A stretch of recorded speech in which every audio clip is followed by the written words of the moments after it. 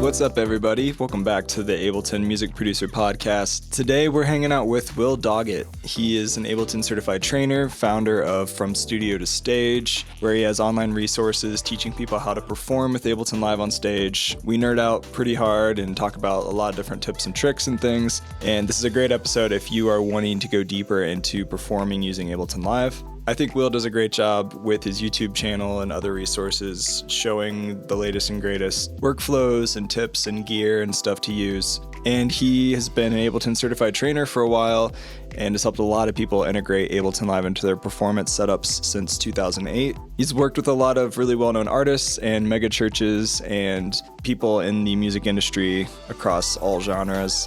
Before we jump into our conversation, I just want to remind you, if you haven't joined the newsletter, this is a great time to tap that link in the show notes. You'll be the first to get new episodes that come out, and I will also send you new devices and packs on occasion and things that you might be interested in. So just go to liveproducersonline.com/newsletter. Also, if you are a Spotify listener, if you didn't know, you can go directly to the episode and leave a comment. Let me know what you would like to hear more of. Tell me what you think about this episode and previous episodes. And it's just a good way for us to interact and to hear what you're thinking out there. Thanks in advance for hitting that follow button. Check back here every other Tuesday for new episodes. And thanks everybody for listening. Without wasting time, let's jump into this episode with Will. It took me a second to get used to the new AirPod Pros, the second gen. Yeah, the noise canceling is like real intense on those, which is nice if you're on an airplane or something, but I feel like my brain's being sucked out of my head because it's like so quiet. do you ever use the transparency mode or whatever? Do you use that at all in those? I like to use that when I'm on the phone Okay. for whatever reason, because then I can kind of hear myself talk a little bit. Otherwise, I don't know, it feels weird to me. I get that. So I don't know, but to each its own. Do you have a Yeah. favorite pair of in-ears, since I'm sure you've used a ton of different earbuds? Yeah, honestly, I'm not very fancy. Like there's obviously I've never used the three that I've used before are Westone. Those are universals, UM2s, and which were good. Then I used Ultimate Ear. I forget which model it was, but they were molded in ears, but I never liked them. Like I know a lot of people that have UE ears and love them. I never personally found a lot of success with them. And then what I'm using now are All Clear 6 driver in ears, I think, customs. And they're my favorite ever. Like I can, again, within reason, I can wear them for a long time and not have issues and not feel like fatigued, which is great. And they're super affordable too, which is really cool. So Nice. I've honestly thought about taking one for the team and like spending a couple $1,000s buying every pair of nice like in-ear monitors and doing a shootout to see like does it really make a difference. And it's so specific to people, and it's like Yeah. a lot of it's marketing hype, but I tend to find All Clear is like good quality. It's not all the hype, and it's like affordable, which is really, really great. So I'm a big fan of these. Yeah, maybe just hit them all up and see if they're willing to send you a free pair. Tell them you're going to make a really dope YouTube video or something.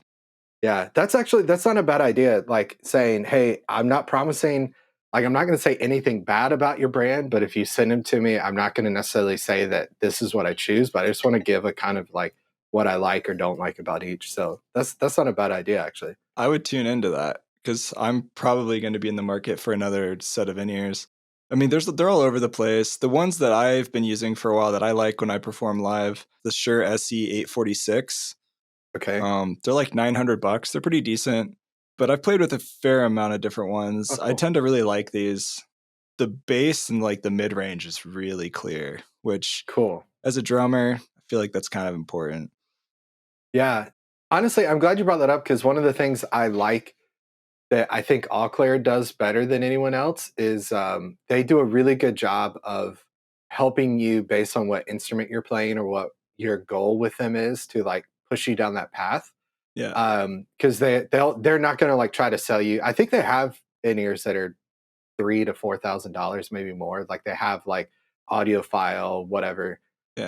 Um, but they do a really good job of saying if you're a guitar player, you don't need like incredible low end response. If you're a bass player, drummer, you do. Or these are tuned a little more for that. It's not like they don't have good response, but that's cool. I pulled those Shure ones up. I'll check that out. Yeah. I'm not saying go buy them, but they've worked for me over the couple of years. So I'm That's sure you great. could buy something just as good that's cheaper now. Those have been out for a while. Nice. So yeah. Well, and Shure's like a trustworthy brand too. It's Yeah. or you hope it's not going to be crap at least if you buy it. So Yeah. That's what they say anyway. yeah, But that's right. dude, thanks for joining the podcast, man. I've been wanting to have you on for a long time. I think even back since the early episodes, I saw one of your YouTube tutorials. It was like how to run Cat 5 or how to run like MIDI over Ethernet for Oh like yeah, long distances or something. yeah, And then I just kind of watched a couple of your tutorials and I learned a few things and I was like, I should have this guy on the podcast. And then I never did until like 3 years later. yeah. It's always good to meet another fellow Ableton certified trainer as well. Yeah, dude. I always appreciate it's cool to connect with folks. And then I always love kind of hearing like what was your favorite takeaway of certification or like what was a big like I always tell my story of the topic I had to teach was warping, which is like could there be a easier, like hey, let's throw a real simple one here to talk about and but just that certification event is still one of my like top 10 probably favorite things I've ever done. Like Oh, it was same. just so cool. It was like the most nerve-wracking thing I've ever done Yeah. until I did it. And then I was Yeah. like, oh, this is the coolest thing. Yeah. Where did you do yours? It was in LA, Okay, cool. 2020, January 2020, which Okay. was I thought was going to be the best year ever Yeah. until until like a month after my Started certification, the really world good. shut down. Yeah, that just kind of took a dump after that. That's really cool. Yeah. When were you certified? I think it was 2010. Okay. It was before they had the LA office. I think it was before they were in LA because I don't think Tony was the CEO of the American side. So it was in Seattle at the Art Institute. Oh, cool. It was wherever. I don't know if you know Jake Perrine. If you ever ran into Jake, That sounds um, familiar. No. he was at the event, but he was teaching at the school. I think it was like an art institute, which is really really odd. Wherever it was, he was teaching there. Oh, this is interesting. Yeah, I found his website, which looks like it hasn't been updated since he like got certified. So I Awesome. may be able to find something about the event. But anyway, Jake, Jake kind of like hosted the thing, and I think part of his certification was because of the school, like that was his tie-in. But there were some really really cool people there, and we just had. They said it was like the 2 days a year that Seattle isn't just like awful, pouring, rainy weather, and the weather was Yeah, amazing and that's just great. really really cool. It was so fun. The Ableton gods smiled upon you guys that day. There's no rain. That's right. Yeah. It was and I remember getting to the end of it and like I don't think I got my certificate like in true Ableton fashion. I think that came like 8 years later. But that I just remember getting to the end and Houston was like, okay, everybody passed. So let's just like hang out. And it was Yeah. just this sense of like, oh, okay, this is amazing. This is really, really cool. So Yeah. but yeah, that was a fun. What was your favorite like takeaway from the event? Honestly, I feel like the whole event taught me how to be more self-aware while I Mm, was teaching. yeah. And to also just become a better teacher and to Mm, learn from everybody else in the room. And just yeah. kind of reiterated like I never want to be the smartest person in a room. Yeah. Realizing the people that were there from like Ableton or like my fellow certified training people that I was learning with, like it was overall just like a really cool community and a good vibe and just gave me a passion. Like I had a renewed passion leaving the event for wanting to learn more and to just be a better teacher in general. So, That's really yeah.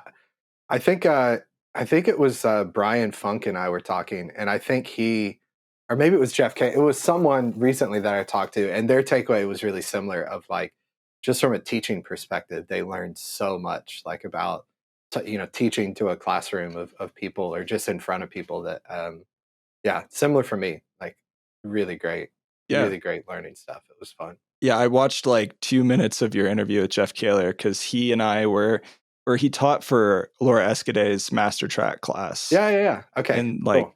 yeah, that was really fun. It was like 2019, I think. Okay.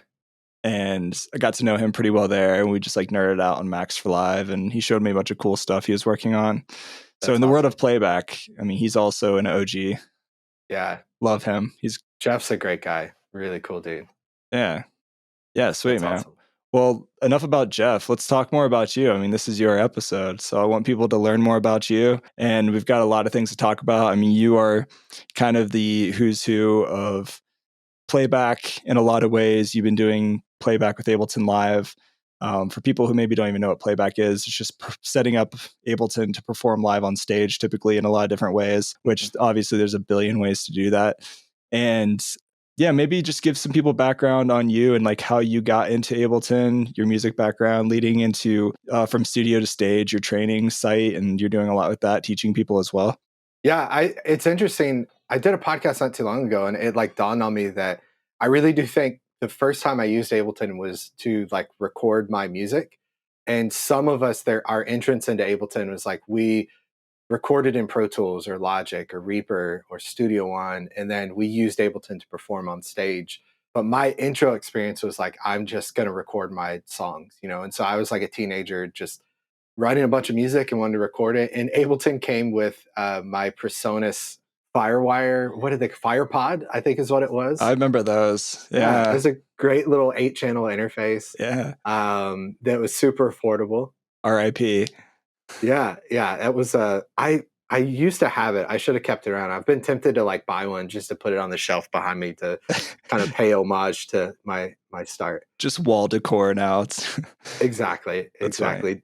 That and all the old M Audio stuff that I had. But yeah, so I got into Ableton like to record my own music, and then I really started thinking about it like for live use to supplement using in a band. And so for me, the majority of my live music experience has been playing guitar, has been on stage in bands, and kind of the early part of my career was all like church music stuff. And so I was leading worship at my church, which is just standing in front of a group of people playing music. I got really into I would even say it was like the precursor to playback for me. I just got into using Ableton for sounds with my band, you know. So sometimes that was like synth sounds, sometimes that was like a droning loop kind of thing. Sometimes it was what most people would probably call like a backing track deal. So I got really into that. And then that kind of led me down this path of learning Ableton for live performance. And like you said, I have learned in creating, specifically in the past few years, I've really learned that learning how to perform on stage with Ableton Live means a lot of things to a lot of different people. Yeah. And so the one particular path of the live performance path that I have the most knowledge on or experience with is the playback world, which you said, which the unsexy, uncool thing to say is backing tracks, you know, which like sounds like there's nothing. I tend to make my career and my living talking about the like unsexiest, uncool things. But it's working out, you know, and it's like, Yeah. okay, cool, I'll live with that. But backing tracks is like the uncool. No one wants to talk about it. No one wants to learn Ableton for backing tracks kind of thing. But that's kind of been my main like focus and direction. I mean, but like that's the nerdy stuff that is honestly the most important, especially for large scale shows. Yeah. So like you would be like the nerdy kid that ends up ruling the world, you know? They always say nerds rule the world. So like Well, playback rules like the world of audio on major large budget shows and auditoriums and huge productions. it really does. Like, and there's definitely with all things creative, there's definitely a corruption of that. You know, like there's definitely go to a giant pop act where everything is like they're lip syncing, and maybe a large amount of the band is like just tracked, and people are just kind of faking it, which is less common than people would think. At least the like whole band faking it thing. So there's definitely like a like, oh, this makes me feel like I'm not a creative. You know, why am I in this world kind of side of it. But then there really is the side of it unlocks this creative potential for a lot of people. And I had an epiphany a couple years ago where I was interviewing like the world's top playback techs and just talking to them. But someone said, like, as long as the artist and me show up, we can have a show. And me meaning the playback tech, because even if Yeah. the band can't make it, they could fly in the band's stems and the artist Yeah. can sing. And the majority of people that are in the stadium do not care. They didn't come to see the drummer play drums. They came to see that pop artist sing and dance and whatever Yeah, else they do. that's really true. I've done that my own band as well. Like when I had a bass player that wasn't able to play, it's like, well, Yeah. cool. I'm glad I separated my bass stem. Let me just unmute that, and then the show goes on. Yeah, I mean, I'm so glad you brought that up because that's an example. One, I joke because it's always the bass player, like every example I give, but it's always the bass player. And some bass players take to that not not that kindly, but then most It's people are true. cool and they're like, yeah, I get it. We're like unreliable and blah blah. But yeah, but it is true. Like that is a just a technical. If you get booked for a gig, like it would suck to turn down the gig just because the bass player gets sick or something. And I mean, in a world of COVID, when like we started doing live gigs again and everything was really really like strict on protocol. If someone were to get sick, it's like, do you cancel the whole show or can you just boop unmute? And it's going to be a little more awkward if the drummer's not there and the rest of the band's playing and you hear drums, but Yeah. bass or some simple like synth key stuff, you can kind of get away with it and most people are going to have no idea, no clue. Well, I don't mean to knock on bass players once again, but typically, if you're just using a bass stem, the mix might sound better in general anyway. So, Well, you I you mean, said it, not me, so my hands are yeah, clean. that's all right. All the bass players just unsubscribe from the podcast right now. That's right. That's I right. mean, I still love a good bass guitar. Like, no hate, really do. Oh yeah. So, I mean, and I know people too, like bass players. The kind of common cool thing is like there used to be a time when you could just play bass and just play drums, and now you have to be a bass player that has a Moog and play synth bass, and a drummer that has a SPD. But in reality, like you could be a bass player who just happens to own a Moog and tells the drummer or playback tech, "Hey, just unmute the synth bass," and then during the synth bass bit, you just keep playing bass, and no one's ever gonna know. It's like yeah, yeah, it's cool. It works. So go for that's it. true. Yeah, and that kind of goes into something else that I've always been curious, and I'd love to pick your brain on this. It might be a little premature, but Okay. like just going on a tangent, I'm trying to think through also, if there is a bass stem and you've got a live drummer, which I feel like happens, a decent amount, then what are your thoughts on side chaining the bass to that live kick? And have you encountered that and what things do you do with that? I had a brief conversation about this previously on the podcast, but I'm kind of curious if you've encountered that kind of workflow because a lot of times people know side chaining is really important between that relationship, especially with dance music. Yeah. It's interesting because I mean, you kind of brought it up. Sidechaining to me is both a technical thing and a creative choice. Mm-hmm. And in electronic music, sidechaining is a creative choice that's meant to evoke emotion, to build tension, to like that's like a creative tool. But then it's also used to make room for the kick drum. So it's like the kick is the thing that's the most present in my workflow. I don't see a whole lot of the bass stem being sidechained to the kick within Ableton, Mm-hmm. but in the context we're talking about, and again, I always try to relate things to like it's almost like you're like hovering above the band and just looking at the band, and you're not like in the middle of the experience. If a bass player were there, the audio engineer may choose at front of house to sidechain the bass to the kick, like not as a creative tool, but simply as a technical tool to like again help the kick be more Sure. present, right? Yeah. Punch a little more. If I was doing that on stage with stems, it's possible that might happen, but because that bass stem is taking the place of a bass player, that more likely would happen at front of house than it would in Ableton. But again, though, it all depends on the context. So if I just simply talk about the context I normally work in, which is live bands, Right. and again using stems to supplement what's happening on stage, that sort of decision would typically happen in front of house. Mm-hmm.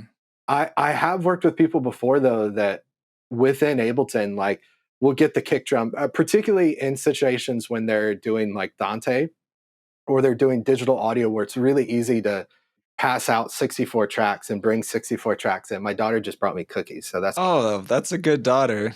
if I could pass them through the screen, I would send you some. Yeah, they look warm and delicious. I'll use my imagination. Thank you. Yes, they. I may have to take a break mid podcast and eat some cookies. So No, that's important. it's Yeah. very important. It's very nutritious. But like I have heard of scenarios where like a keyboard player is playing virtual soft synth stuff, and they get like a return mix from front of house. That's the kick drum, and they can kind of do like a almost live electronic like remix with their synth stuff. That's just all like live instruments on stage, and that's again more.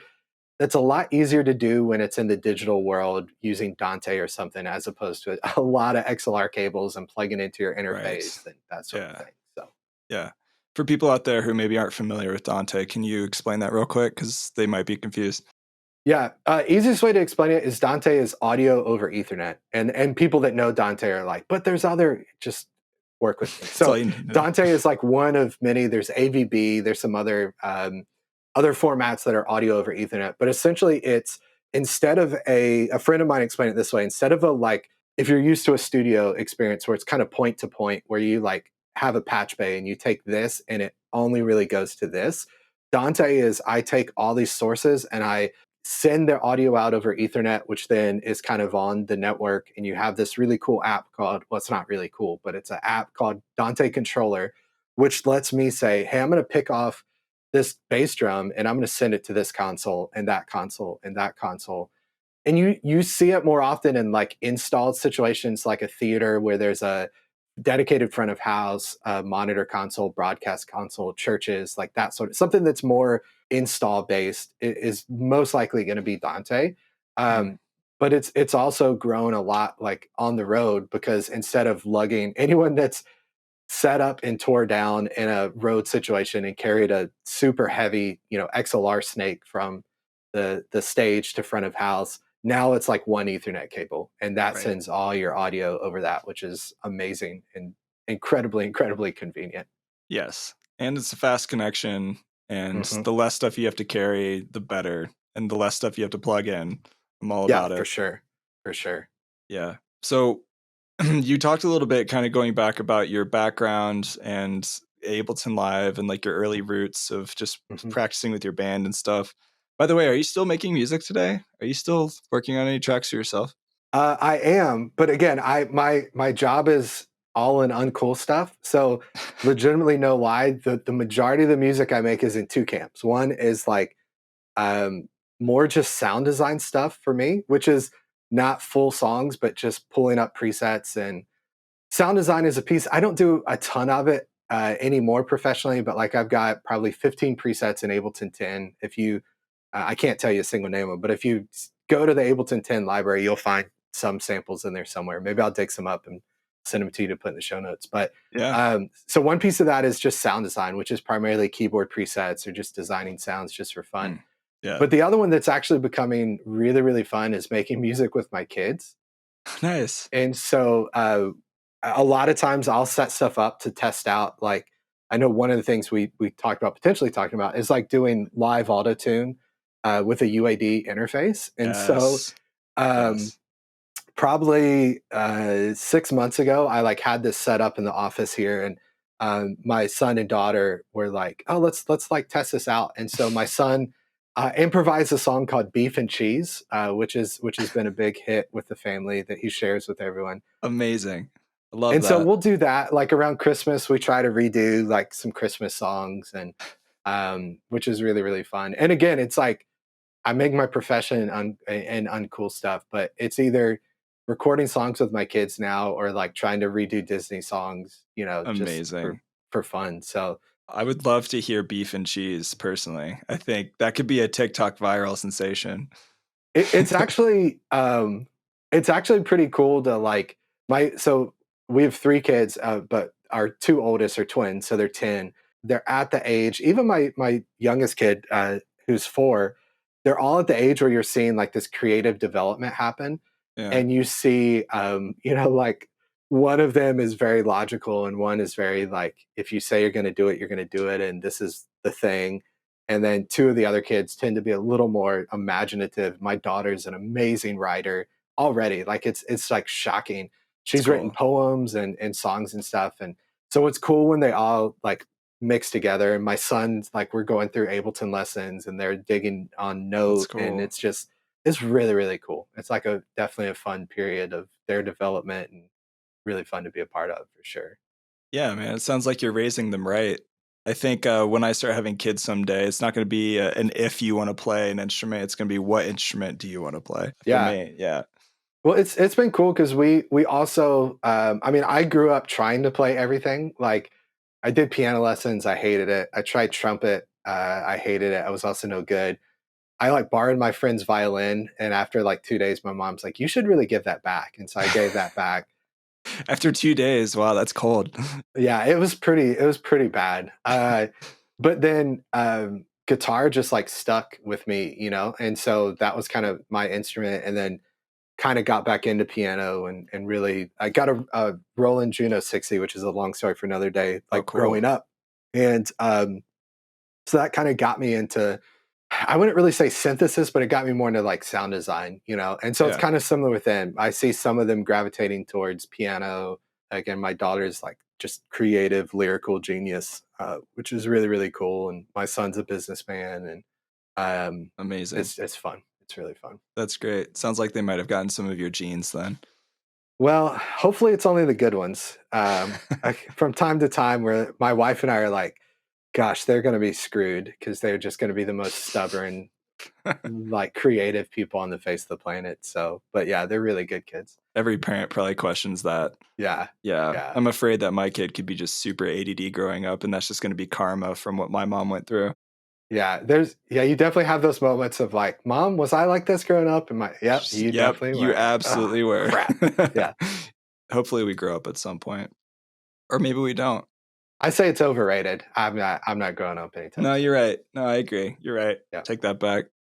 So, studio to stage, maybe talk about that. Like, what made you start that, and maybe tell people a little bit about it. Yeah, so let me work in reverse because if not, I'll tell the backstory way too long and I'll never actually tell people what it Okay. is. So, from studio to stage, the goal of the site is to help people learn to perform like the pros on stage with Ableton Live. And again, the main focus of that is backing tracks, using Ableton Live to run tracks. And again, sounds unsexy, sounds uncool. But one thing I really notice with people when it comes to learning Ableton Live, one is the majority of Ableton content tends to be around creating music, producing music, which fits into the vibe of Ableton. Like that's the company, like that's their ethos, that's what they're about. But the music that the portions of Ableton that have to do with live performance tend to either be DJs, which I think is a lesser amount now than when we first started. The biggest piece of it now is live looping artists, solo artists.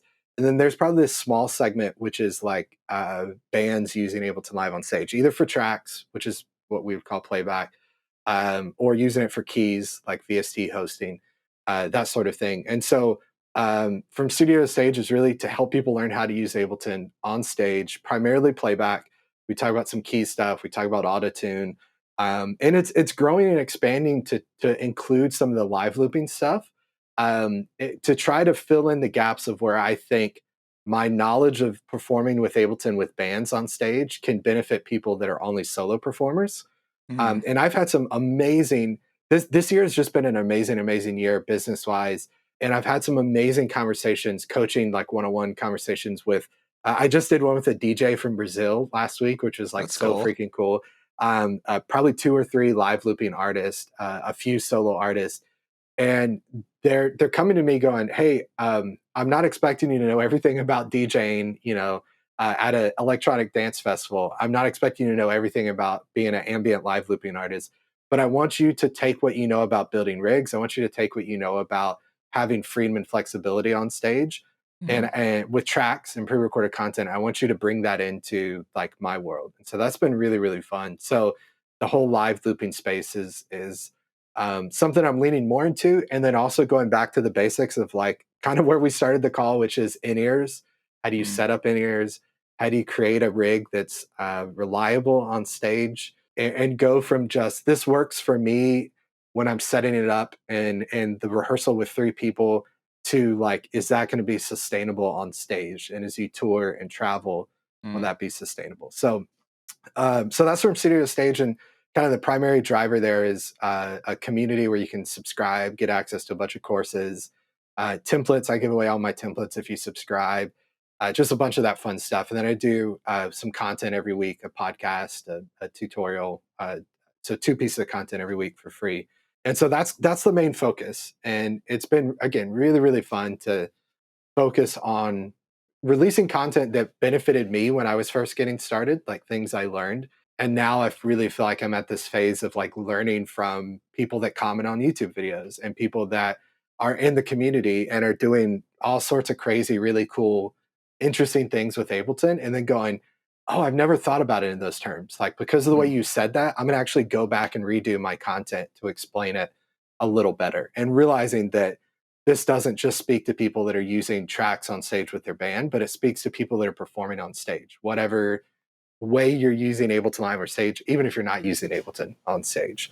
So super cool. Company's been around for 4, almost 5 years. And it was really birthed out of, I've been teaching people to use Ableton Live since probably 2008, I think, if I go all the way back. And that all started, if people have heard me on podcasts before, I've told this story many times, so I will shorten it as much as possible. But in 2008, I guest taught a class at my college, and the professor said, "You're really good at this. Like, you should consider teaching." People now probably like see all the content I release and see like everything I do is teaching people stuff and go, "Well, duh, of course you should do teaching." But you got to understand, like, I hated school. I was so ready to graduate. I was just done. I didn't enjoy it. I never dreamt of being a teacher. That was like not on my radar. And yeah. one single conversation, and in particular, one single piece of encouragement of someone, I like the phrase of speaking life, like someone speaking life to into me. I was like, wow. And that literally changed the trajectory of my life. Like, I would not be Cool. doing what I was doing if it wasn't for that professor. Yeah. And so fast forward, just in different iterations, taught people how to use Ableton Live. First, in the context I knew, which was on stage with bands, primarily on stage with bands in a like church context. And I just started saying what I learned.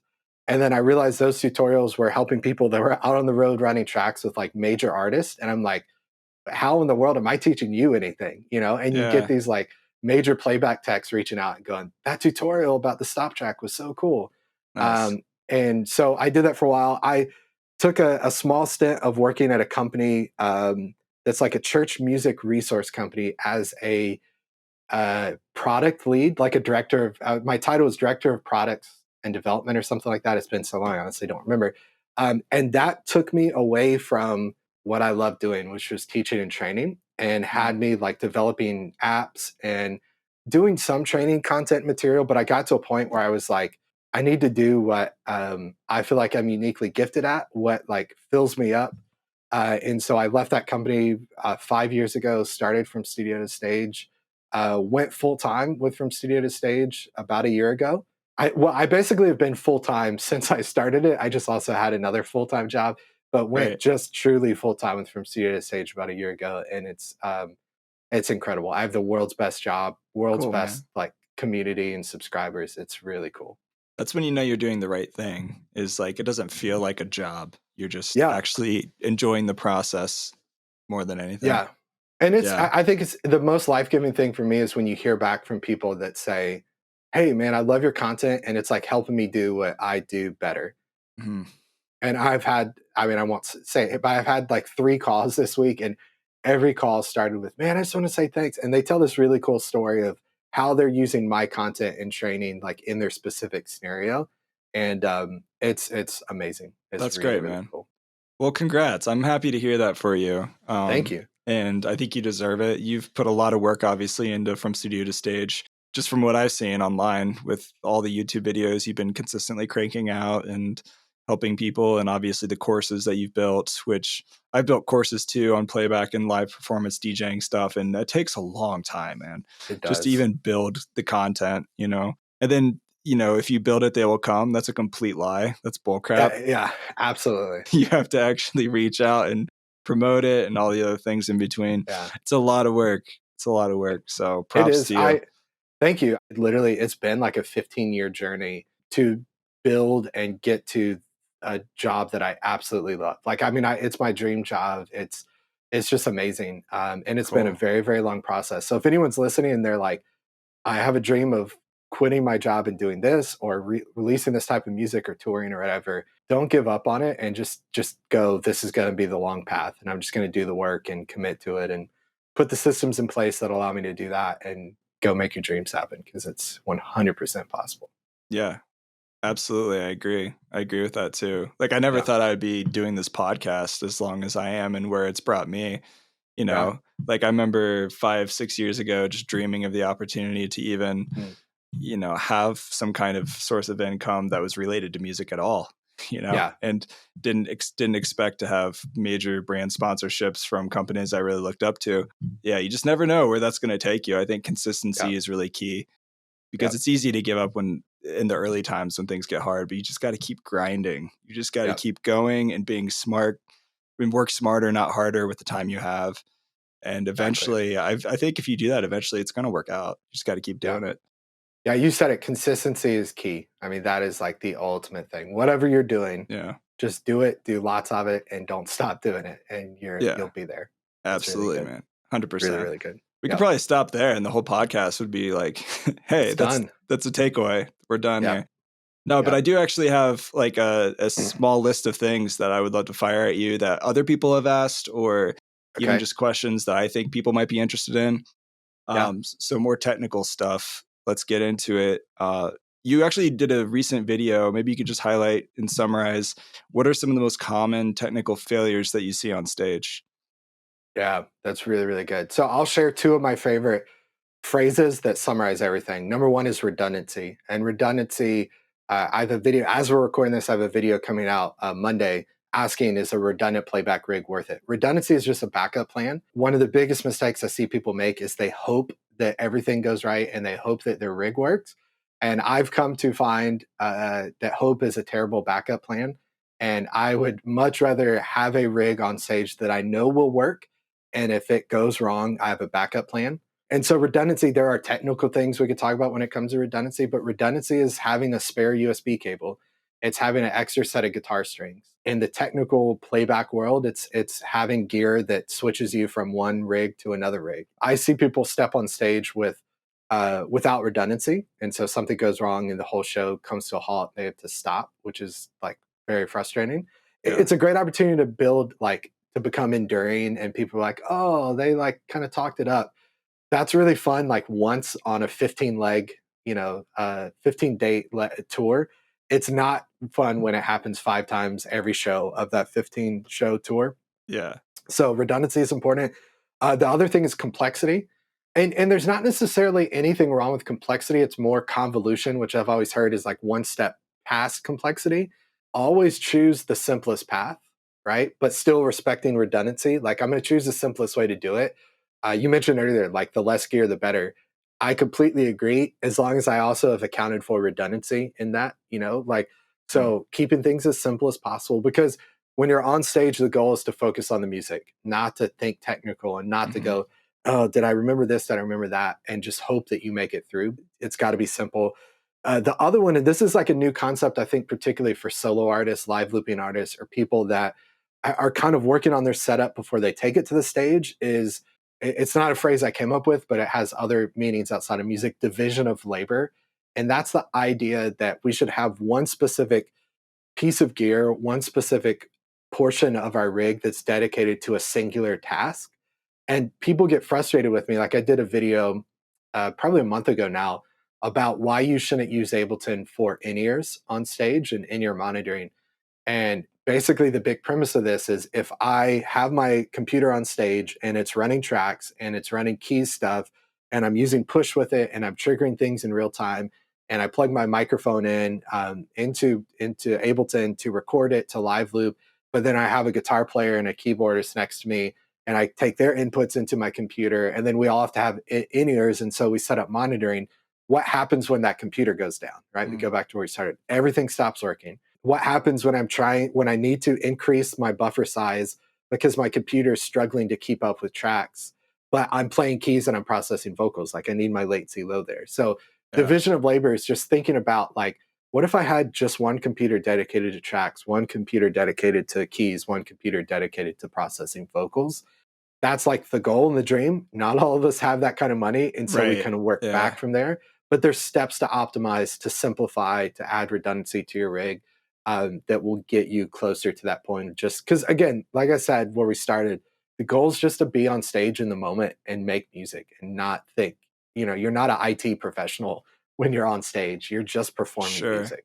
Yeah, well, I'm glad you mentioned the whole monitoring thing and running multiple inputs, because Mm, if you are monitoring multiple tracks of live audio, that can actually eat up and cause some latency and work your CPU quite a bit harder. I've learned by doing yep. that from failed experience myself. Like, what are some of your workarounds for that? You mentioned not doing all of your in-ear monitoring in the laptop. Like, what's your workaround for that? For somebody on a budget? Yeah. Yeah, Yeah, that's really, really good. So I would, whenever possible, encourage people. Well, let me caveat this. If you are a live looping solo artist, I think it's possible to do all your monitoring stuff sure. without like other stuff, but I would still highly suggest where to go. An audio interface like a UAD interface where you can set up your mixes, you can add vocal processing in the box Mm, as opposed to in your computer, right. because it's almost like having a mixer, like a dedicated mixer, because it essentially is. Yeah. Um, RME stuff is really great at that as well too. But I would suggest as soon as you go beyond being a solo artist and you have other musicians on stage, I would always say have a dedicated mixing console that's doing in-ears. And sometimes that's one console that does in-ears, that does front of house for you, and each individual band member can mix their own ears. Sometimes you show up to a venue and they have dedicated gear in house, and so you just send your rider beforehand and communicate and have the most technically inclined or the best audio engineer in the band like go mix in ears for the band, right? The thing I've been suggesting for a lot of people is go buy a digital console like the Behringer X32, the Yes. Presonus Studio Live. You could get like an X32 rack and just let it be your console, and you handle your mix, you handle your Hmm. in ears, and just send two channels to front of house and say, set me at zero, make it as clean, don't do anything with the EQ, and we'll handle everything. And Yeah. just that one change, like that will allow every single member of your band to open up an app on their phone, mix their own in ears Yep. exactly the way they want it, have their own audio effects, and just let your computer be your computer.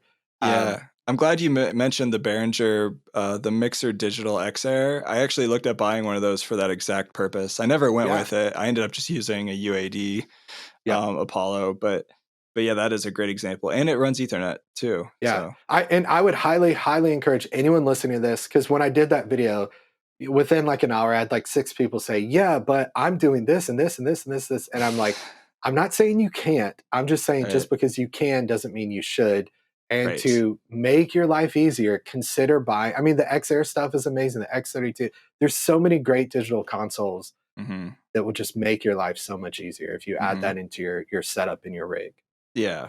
Yeah, and that's a good point too. Is everybody's needs are different, so Yep. it's not a one size fits all. That's right. And, unless you just have endless amounts of cash, you can just go out and get everything you ever wanted. That's right. So, And if you do, from studiotostage.com, we'll welcome you. This is your place. We'd love all your cash. So please yeah, come so visit the give site. all of the extra money you would spend on things that you don't need to Will and his That's right. people. Yeah. Yeah, we got to make cookies for the family. There's a lot of family and a lot of More cookies. So cookies, please. that's right. Yeah, and That's right. some for me too, We'll please. send them your way. That would be Yes. great. Thank you. Yeah. Okay, so next question. As far as stemming out a bunch of stems, like how many stems are too many stems? What's too much versus just creating a separate stereo bounce that you could trigger for each song and then Yeah. just change the actual project or rebounce it if you need to? It's a really, really good question. One, I'm working on. I'm not. I'm not at a point where I can share it to where it coherently makes sense yet. But I am working on a few testing procedures where you can load a Ableton file and figure out exactly how many tracks you can run at once based on your computer, your specs, your sample rate, your buffer Really? size. I'm really close to like I shared that on our monthly call of last past week, and some people got it, some people's eyes glazed over. But I'm gonna tighten it up. I'll release a video. I'll make sure to send it to you so you can like. Yeah. It's because I want to get to a. I think that's where some people make mistakes. They say, "Can I run a 50 song set in Ableton?" And it's like, well, yes, it's not like the developers said 49, X. That's it. Right. No more Yeah. than 50 songs. But however many songs are in your set, it's like, well, how many stems do you have? How many audio files, clips do you have running simultaneously? Well, then it's all dependent on your computer. It's all dependent Yeah. on you just running tracks, you run other stuff. So I'm working on a method to have an exact, like, let's not just cross our fingers and hope it works. Like, we know this is the exact number. And I'm close. I'm really, really close on that. But That's cool. I do think The downside of just stemming stuff is it tends to be limited and takes, or the downside to a two mix rather, or a stereo file, whatever you want to call it, of all of the content of your band is exactly where we started. Your bass player calls out sick. You probably have in your, hopefully in your original project, like individual instruments, individual tracks. But what that means is you'd have to go into your individual session for each song, re-render it out, rebuild your set. And that could end up taking, I mean, literally an hour or two to Mm, rebuild everything. yeah. Whereas if you have some separation, you can literally, like we said, just unmute the bass part and the bass is there and have an audio interface with multiple outputs. And that shows up at the soundboard as if the bass player was there, which is great. Yeah. So when it comes to how much, that's a really good question. I always tell people separate by instrument. So don't put your bass with your drums, right? Mm, So bass is separate from electric guitar, which is separate from acoustic, which is separate from piano, which is separate from synth. Um, you have to do that within a certain limit, right? So like you don't want to go crazy. But I always say stem as far as much as you can, separate as much as you can, but not too far. So typically in my context, if it's a full band, I might have a drum stem, which is like a stereo left right file of the drums in case we needed to reference them or something. But I'm not typically in my project going to have kick, tom, overhead left, overhead right, room, like all of that is 15 different stems. I mm, might submix my guitars down to like a 2-track or stereo file of guitars. But honestly, if I have those guitars separated out, then it gives me the freedom to say, oh, I did this cool ambient thing in the bridge, which is just not practical for me to do live. So I'm just going to have that. And I'm going to cut the rest of it. And if I have those stems and that separation, that's the most flexible. And to me, everything I teach is all about speed and it's all about freedom and flexibility. So mm. being in the moment and whether you're working with an artist, we were talking about our good friend Laura Escade being at Master Track. It's like when one of the world's most famous people is staring you in the eyes and saying, I don't need that. I don't want that. You don't want to say, "Oh, excuse me, Mr. Popstar, Mrs. Popstar. It's going to be 2 hours for me to go back in the studio." You just go, "Absolutely, Yeah, they don't want to hear that. You that's can't right. say that. It won't go That's well. right." Yeah. So having this flexibility of having things separated out, and it also helps you customize for the room. So if you get in a room where it's really bass heavy and it's just like destroying, the room you're in, if you've got things stemmed out and you've got even separate outputs to front of house, the audio engineer can like pull down the bass. Or in a band scenario, the loudest instrument in any stem is a shaker or a tambourine. So you could pull the shaker down to where it's not as loud Yeah, and you have that separation, which is sure. huge. Yep. Yeah, that is nice. I guess in Yep. the past when it was just me and like two other people in my band and I was running everything and I knew what I wanted, rather than having a ton of stems, which could have bogged down my computer because I was running live instruments at the same time as Yep. monitoring, I would just create like 5 or 6 different mixes for all the scenarios into one folder for Mm. that song. And Yeah, that's then a good idea. if you right click on an audio clip, then you can just replace that exact audio clip with Yeah. another different mix that I had in that folder of the exact same length. So you just choose manage sample file and you can basically swap it out real quick. That's a really good idea. I've Yeah. done that too, which has helped. It was just fast and easy. But like you said, if you want to do some minor changes and it's as a playback for a full band, a bigger production, having those Yeah. stems separated out can be a lot faster and easier on the fly too, depending on what you need to do. So That's right. yeah. That's a really cool creative way to get around that. I'll have to share that with the community. I think they'll like that. It's really cool. Yeah, I mean, it's worked for me at Yeah. times, but I usually just have like 4 or 5 different versions of everything that I would need to change instantly. I was just say that's a really cool idea because one of the things we typically try to do with stems too is like if you're working with an artist or you are the artist, you're a band, if you have it stemmed out or if you've done what you did, it's really easy to say, I want to do an acoustic version of this. I want to do Mm, a more electronic version of this and bring in and out elements without having to go back into like Ableton in the studio and remix it. yeah, So that's a really cool thing to just go, oh, we've got a 2-song fly date that's an yeah, acoustic set and you've got everything you need, which is cool. totally, totally. Yeah, and it's computer friendly. I mean, Ableton has no problem playing just one clip at a time rather than 7 or 8 clips at once. Yeah. But yeah, that was a great in-depth answer. Thanks for that. Yeah. Great question. as far as, let's jump ahead, and as far as like, I know you've done a little bit of lighting and video triggering and live. Mhm. Do you have any favorite apps or workflows that you're familiar with that do that really well? And I'm sure people out there would be curious to hear. That's a good question. An app that's really great for lighting is Lightkey, which is not within Ableton. Mhm. Again, if I go back to Will Doggett's principle in which I live my life, division of labor, I tend to try to say, let me use an app that's solely dedicated to one task and have Ableton trigger it. So Okay. maybe even a better place to start is I'm a huge fan of sending MIDI or sending LTC, which is linear time code, which is the audio version of SMPTE, which is just time information that says go to this hour, minute, second frame to keep things in sync. And you can Mhm. send MIDI and audio from Ableton to basically control everything. So Lightkey is a fantastic lighting software for solutions within Ableton Live. Beam, BEAM. Beam is really really good. It's the people that make the company is ShowSync, and they Oh make yeah, Video Sync. I think is a software. A couple I'm other. familiar with that. They have some really cool Max Live devices. One that converts LTC to MTC. Really cool stuff. But Beam is a cool in Ableton solution. So Max for Live then? It's Max for Live. Yep. Okay. A Light Key, people listening to this haven't checked it out. They should really check it out because they have a cool integration where you install the program on your computer and you build your like light file. You know, here's my preset, here's this.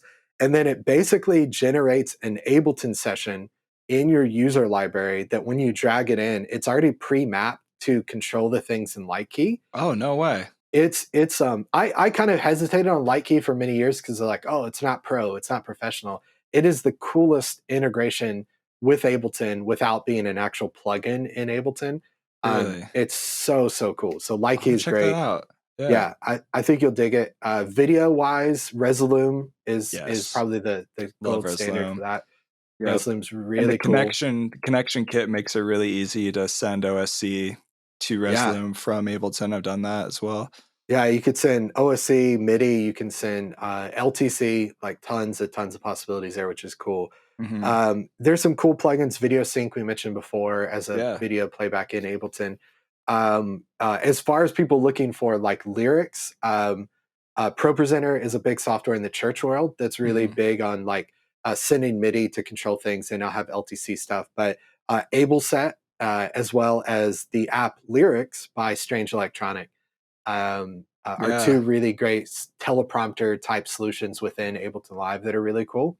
Strange Electronic makes some cool things, Yeah, for sure. He's got his like light up modular yeah. whatever thing that he released a couple years ago. He's got I'm drawing a huge blank. What is it for Set triggering list. Setlist Pro? Yeah, Yeah, that's another big one. yeah. Henry's a mad scientist. So yeah, Setlist is a great app, and Lyrics they just as we're recording this released a couple weeks ago, and it's a cool solution. Okay. The one thing I'll encourage people: this is not a an app or anything really that you need, but try connecting however you can. And I think we have this on the list to talk about. But one of my favorite companies is iConnectivity, Yeah. and I use a lot of their gear. In full disclosure, I do some work for them, so it's like there's a mutually beneficial relationship there. But I still love their gear. Me too. Me too. Yeah, but they have get into using their gear. Like if you really want to be serious about playback or creating what I call a connected stage environment, check out iConnectivity's gear. We can maybe talk a little bit more about that. But one of the Yeah. coolest things you can do in Ableton that will make your band go, holy crap, we got to be using Ableton is send program changes from Ableton to change presets on a, SPD, on a keyboard, on a guitar pedal. Tempo sync from Ableton to a pedal is as simple as enabling sync on your output. And then it's like, I never have to tap tempos ever again as a Yeah. guitar player. Um, Yeah.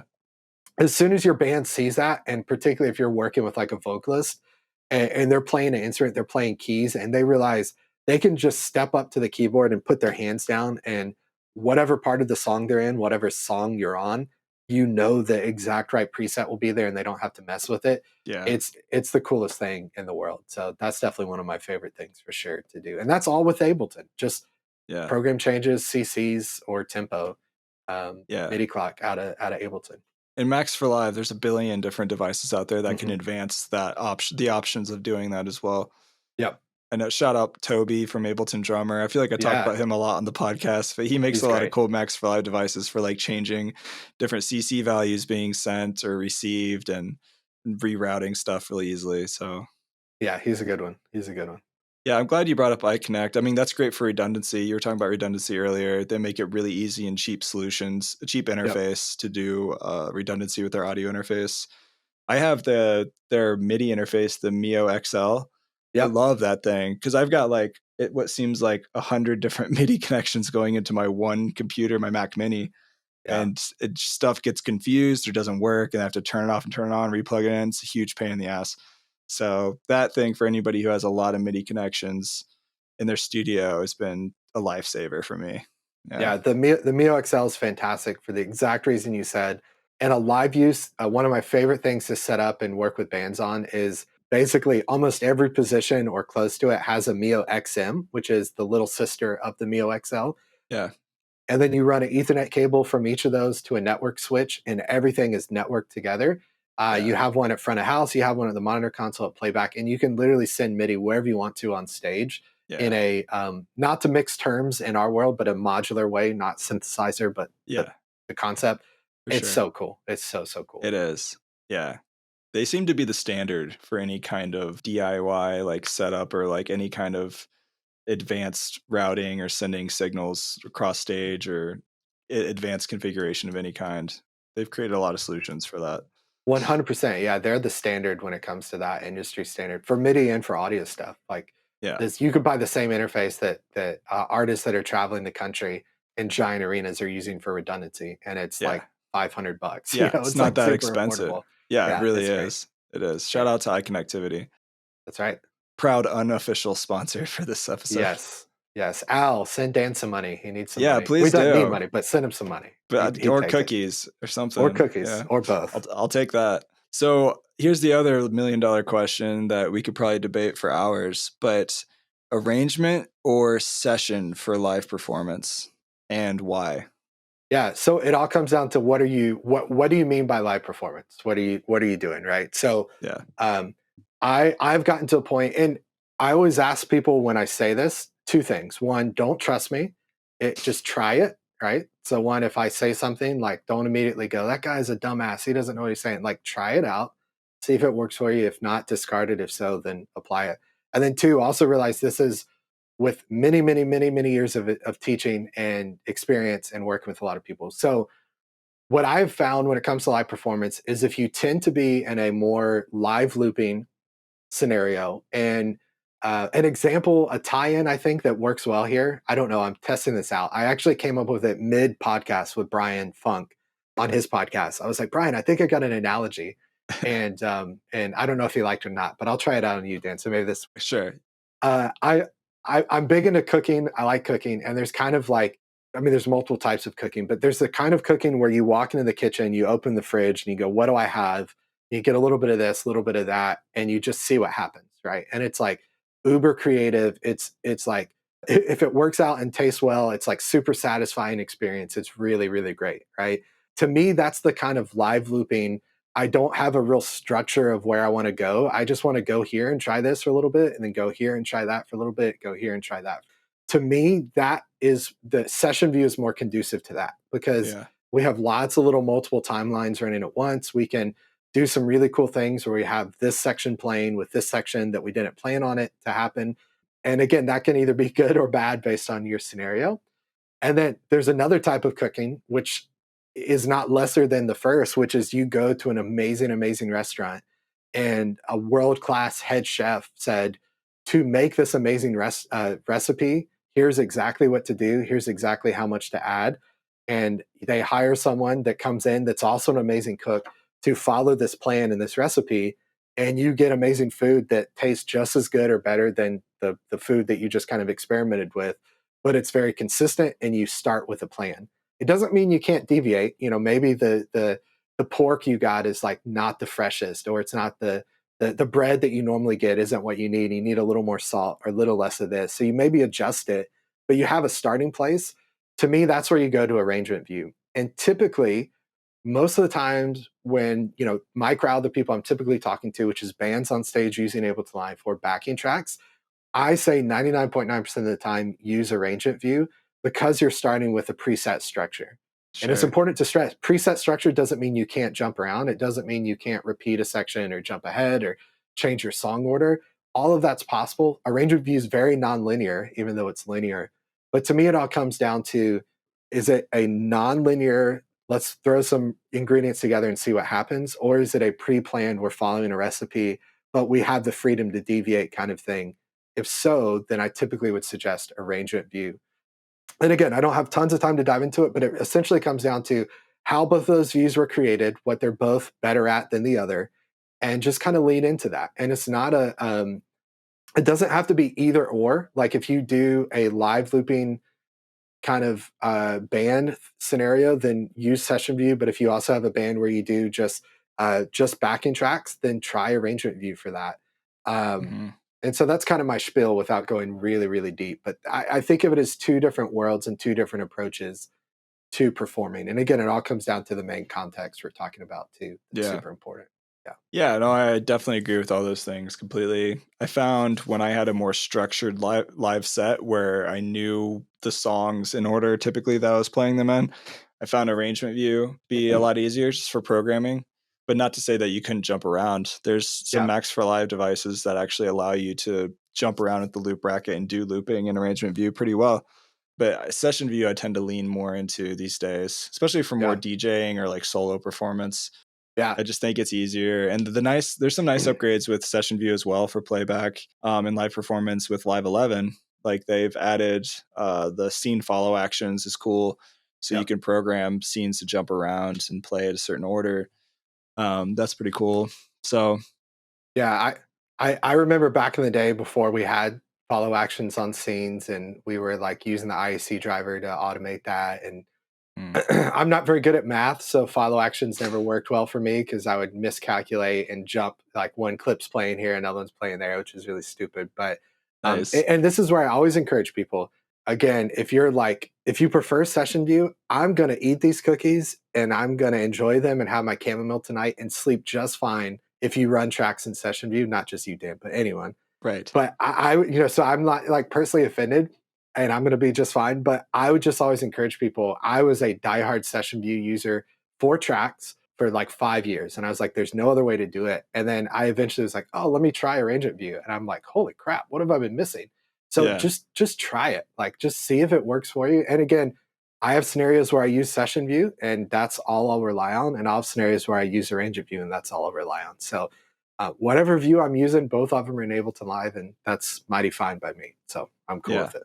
Well, you briefly talked about live looping, and Hmm. so I'm curious if somebody's coming to you, say as a solo performer, and they're like, "I play guitar and the recorder and the jazz flute, and I want to be able Yes, to flute. Yeah. live loop all three of these instruments and jump around on stage." Like, what's like a good workflow? Do you typically use like Ableton's Looper? Do you use CliffX? Like, what's kind of been your go-to method?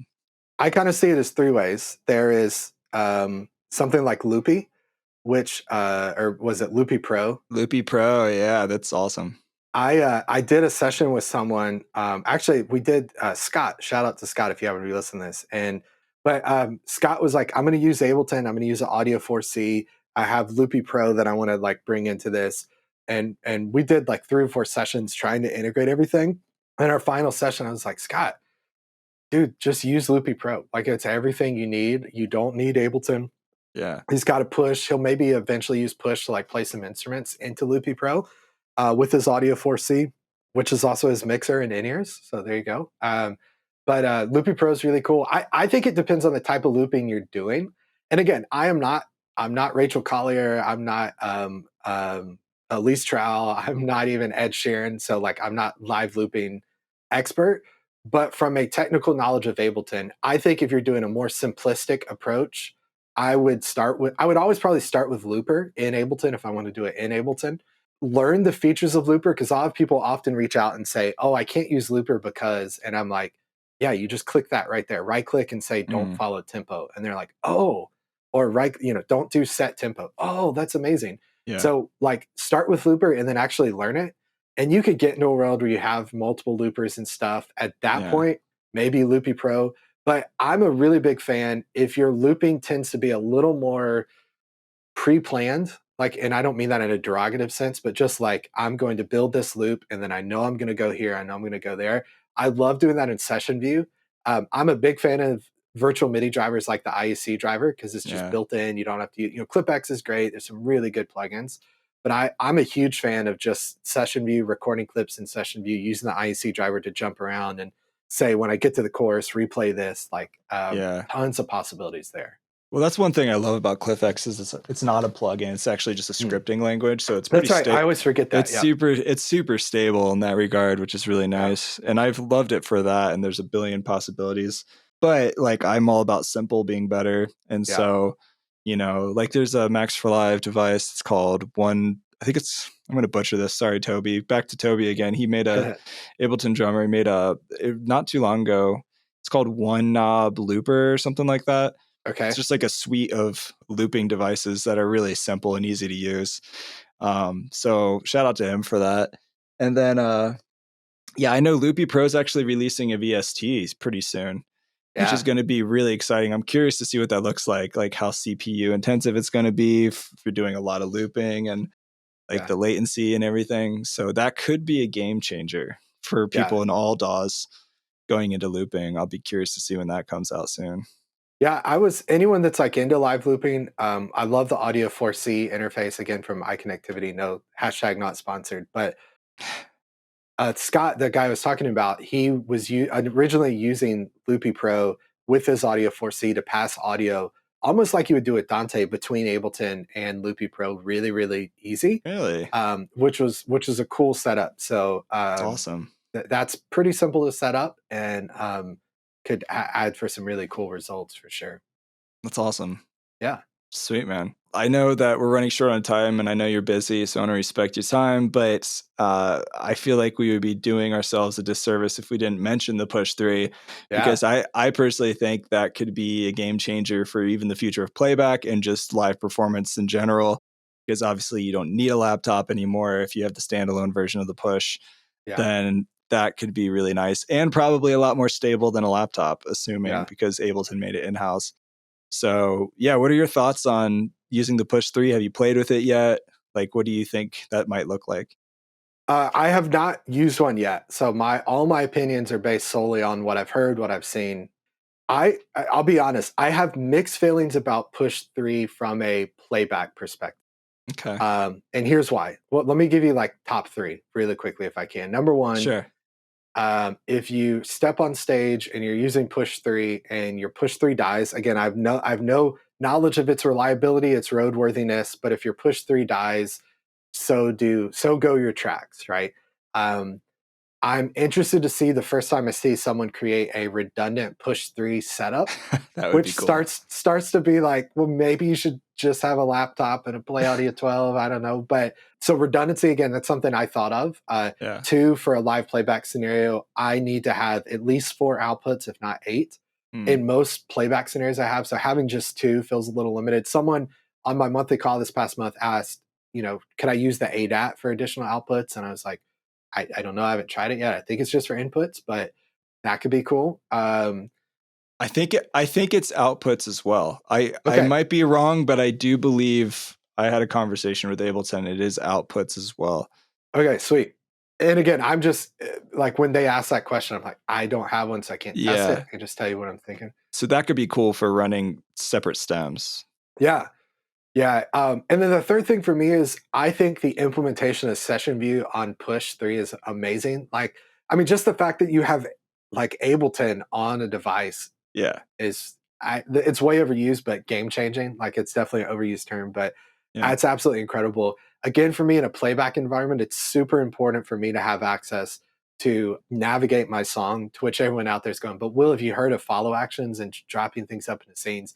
To which I heard it. I've been doing it for longer than you've been alive, kid. And two, I like to see my family from time to time and eat cookies. So I don't have tons of time to chop everything up into scenes. Sure. So I would love to see, and maybe it's there and I just haven't used it. I would love to see, like, I would highly consider if it's like load your track in and your locators come in and you press one button to jump back a locator, like kind of loop brace type thing. Um, I do think as a solo live looping performer, I would look very, very heavily at push 3 now. I would just, again, caution everyone, have a backup plan. If that goes down and your whole show's on that, and you could have a computer with Ableton on it. Um, but then at that point, you're like, maybe I don't buy the standalone and I just have Ableton and a Play Audio 12. But um, I think it's amazing. I think it's absolutely incredible. And Yeah. I'm interested to get one to try it, to test it out, to go, okay, how could this be integrated? Grid-based controllers are not always great for playback environment because you just look at a bunch of things and you're like, where's the chorus of the third song? But Yeah. it's an amazing, amazing instrument for sure. Yeah. I agree. I foresee it as possibly being a playback machine, but then again, like the redundancy, I would have to put some more thought into that, what that would look like. So obviously, that could Yeah. be a real big factor. Yeah. But I know that as they were presenting it to the certified trainers, they did highlight, and I mentioned this in the last episode, the consolidate time to new scene feature, which Yeah. is pretty cool. So you could just take whatever's in arrangement view, drop it into a scene instantly with all the automation and everything into Yeah. session view, which is kind of That is cool. cool. Yeah. I'm, So, I'm and definitely interested to see where it goes. It almost feels like, I remember when a lot of us using playback were using like MPCs and we're mm, using like hardware playback devices. So I'm kind of like, is this like retro where we're like going back and we think it's really cool to have hardware? Then we're gonna go, I hate hardware. It's all computers. I hate computers. All hardware. So we'll see where it goes. But yeah, a great job on Ableton's part with Push 3. It's gonna be really cool to see it in the wild and actually get one. So yeah. Well, you could plug an MPC into your push, actually, MIDI, if you wanted to. that's true. So, yeah, That's true. And then the whole world explodes. So that's pretty much yeah, we've gone back too far on the cycle. So, the but the yeah, inception of playback. exactly right. Yeah, man. Well, I know you're busy, you got stuff to do, so I'll let you go. But it's been awesome hanging out with you. I've been wanting to have you on the podcast for quite some time. And yeah, any last plugs, best place for people to connect with you, any other things you want to share? Yeah, head to fromstudiotostage.com, check out what we have going on there. And whether you want to commit and subscribe or not, check out the YouTube channel, which is just search From Studio to Stage. Honestly, search anything about Ableton on stage and you'll see my ugly mug and probably a few people with negative comments. And you'll go, that's the guy. That's the place I need to be. So, but yeah, I would love to connect with people on YouTube or Instagram and all those fun places. Yeah. Haters will always hate. That's just social media in general. That's right. Yeah. I love the haters. Yeah, we gotta love you got to. Yeah, That's right. that's right. Anyway, man. Well, I'll let you go. Thanks again for hanging out. It's good seeing your face and finally connecting with you. Appreciate you. If you're ever in Denver, hit me up. Yeah, dude. Like, come say hey, because you're in Austin, right? I was in Austin and a year ago moved, hit the road. We landed in Charleston, South Carolina now. So Oh, okay. yeah, Right a little on. further away. But there's a chance I might be in Denver in the fall potentially. Yeah. Let me I'll know. hit you and Seraphin up and have a good old, a jolly old time. It'll be Yeah, fun. please do, man. We'll take you out, buy you a drink or whatever. Yeah, we went to a really cool pizza place that was like great beer, great pizza when I was there downtown. Can't remember what it was, but it was cool. Probably Blue Pan, or That sounds familiar. he's the one that actually told me about Blue Pan. Okay, that's probably what it is then. Yeah. I need to get them to sponsor the podcast. I love their pizza. Yeah, it was great. Yeah, I think this was it. It was really, really cool. It's the Cool place. best, man. It's the best. Yeah, Dan, thanks for having me on, dude. This was really, really fun. If I can help with anything, please let me know. Promote anything you have coming up. I would love to. No, I really appreciate that. Hey, thanks for listening to the podcast. Make sure you give Will a follow. You can check out links in the show notes to all of his stuff. And yeah, stay tuned for new episodes. If you guys want to join the newsletter, shameless plug, go to liveproducersonline.com/newsletter. It's a great place to get access to all the newest and latest and greatest episodes and other content that I'm sharing out in the world related to Ableton Live, so you can make more music and achieve your dreams and take over the world. Check back every other Tuesday for new episodes. I've got some exciting new updates about in-person episodes. More details coming very soon. And video for the podcast is going to get a big upgrade. So thanks again for listening. Enjoy your week/weekend. I will see you next time.